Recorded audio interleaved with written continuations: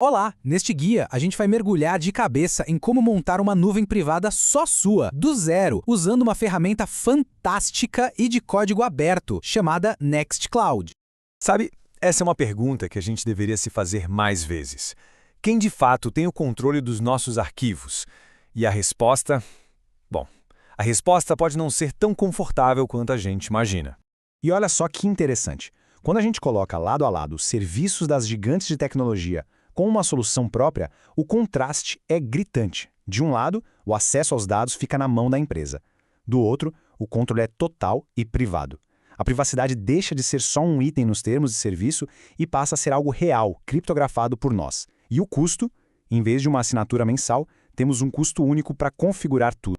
É exatamente nesse cenário que o Nextcloud brilha. Ele é, basicamente, um conjunto de programas de código aberto que permite a qualquer pessoa criar seu próprio serviço de hospedagem de arquivos. O resultado? Controle total sobre os dados pessoais. Simples assim. A ideia toda, o ponto principal aqui, é criar um ambiente digital onde não haja dúvidas. Os dados pertencem a quem os gerou. Um lugar onde as regras são nossas. Ok, então. Chega de teoria, vamos para a prática. A primeira coisa que a gente precisa fazer é preparar o terreno, ou seja, o nosso servidor. Ele vai ser a fundação de tudo. Para essa fundação ficar sólida, a gente precisa de alguns componentes essenciais. Pensa nisso como um checklist. Primeiro, um servidor web, como Apache. Depois, o PHP, que é a linguagem que faz tudo funcionar. Aí vem o banco de dados, que é onde tudo fica guardado. Também precisamos de acesso SSH para poder dar os comandos. E, claro, um certificado SSL para garantir a conexão seja segura. Beleza, com essa base toda preparada, a gente pode finalmente começar a construir nossa casa digital. Agora vamos para o passo a passo da instalação em si. Primeiro de tudo, a gente precisa entrar no servidor. Para isso, usamos o SSH, que é uma forma super segura de se conectar. É basicamente abrir o terminal e digitar um comando parecido com esse que está na tela. E agora vem a mágica. Com um único comando, sério, um comando só, a gente instala praticamente tudo que precisa. Esse comando apt-install é para sistemas como Ubuntu ou Debian, e ele já baixa o servidor web, o banco de dados e todas as extensões do PHP que o Nextcloud usa. É uma mão na roda. Pronto! Em um piscar de olhos, os 3 pilares que a gente falou já estão instalados. O servidor web Apache, o banco de dados MariaDB e a linguagem PHP com suas extensões. A base está ficando forte. Agora, a gente precisa criar o armário onde o Nextcloud vai guardar as informações. Ou seja, um banco de dados só para ele. Com alguns comandos SQL bem diretos, a gente cria esse banco, cria um usuário com uma senha segura e dá as permissões certas. Isso mantém tudo bem organizado e seguro. A infraestrutura está no lugar. Agora é hora de trazer o Nextcloud para dentro de casa. A gente usa o comando wget para baixar a versão mais recente e depois descompacta tudo na pasta certa do nosso servidor web.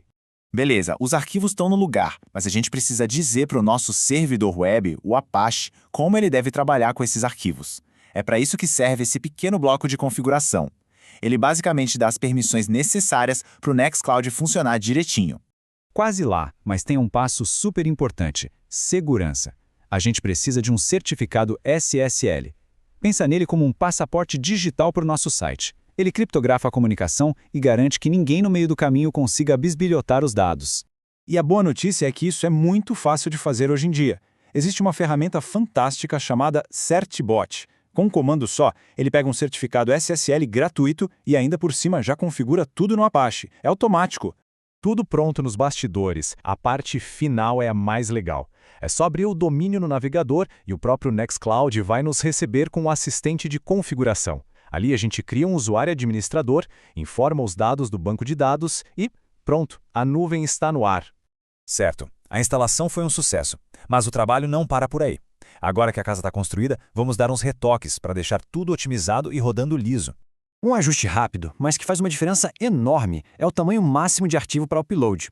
Por padrão, ele pode ser meio baixo, mas com uma pequena mudança no arquivo de configuração, a gente pode aumentar isso para, digamos, 16 GB. Perfeito para vídeos ou projetos grandes. E para manter a casa sempre em ordem, a gente precisa de um zelador automático. Isso se chama tarefa cron.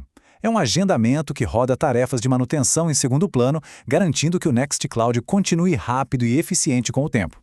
Agora, vamos falar de tranquilidade. Segurança nunca é demais, certo?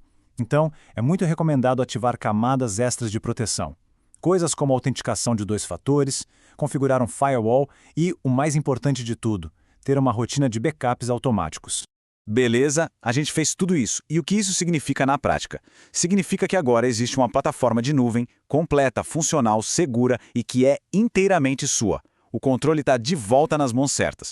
Agora dá para fazer de tudo: guardar arquivos com segurança, sincronizar calendários, contatos e fotos entre todos os dispositivos, e o melhor é que dá para expandir com mais aplicativos, como editores de texto online e chats. É um ecossistema completo e privado.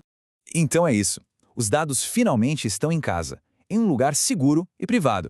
A grande pergunta que fica no ar é: o que será construído com toda essa liberdade e controle?